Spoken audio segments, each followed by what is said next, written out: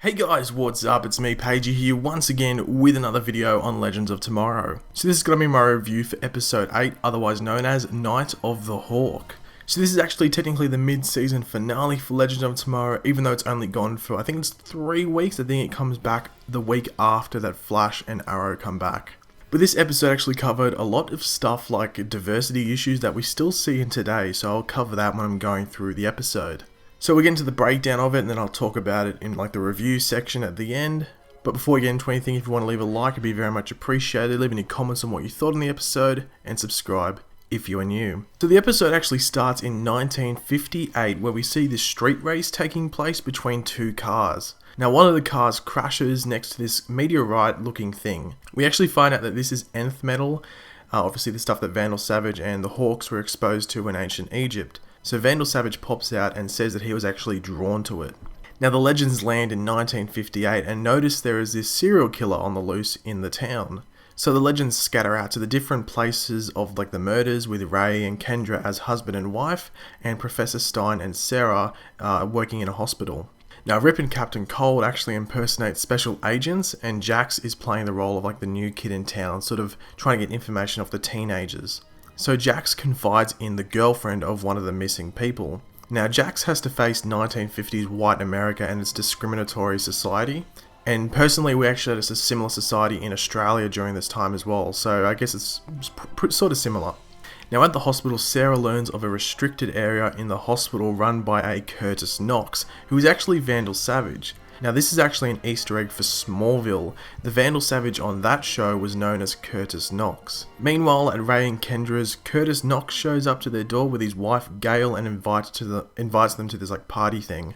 We then see our first killing of the show when a man is trying to change his tire when he is actually attacked by this hawk looking thing and slashed and hacked to death. Now Ray and Kendra go to the Knox's household for this party, and Ray goes to actually inspect the house and find any little secrets it might have. And while he's doing that, Kendra keeps Savage occupied. But something actually happens at the hospital, however, and Savage has to leave the party. We find out that Savage has these hawk-like creatures chained up, and they're like really weird looking, and they've actually killed one of the orderlies in the hospital.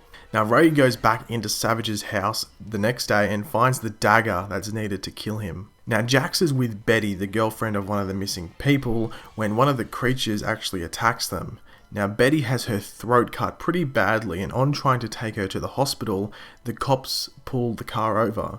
Now Jax is knocked out and taken by the cop. So the others retrieve Betty and learn about the meteor and figure out that the missing people have been exposed to this Enth Metal, and is what's making them into these creatures. So Jax wakes up and is in Savage's chamber.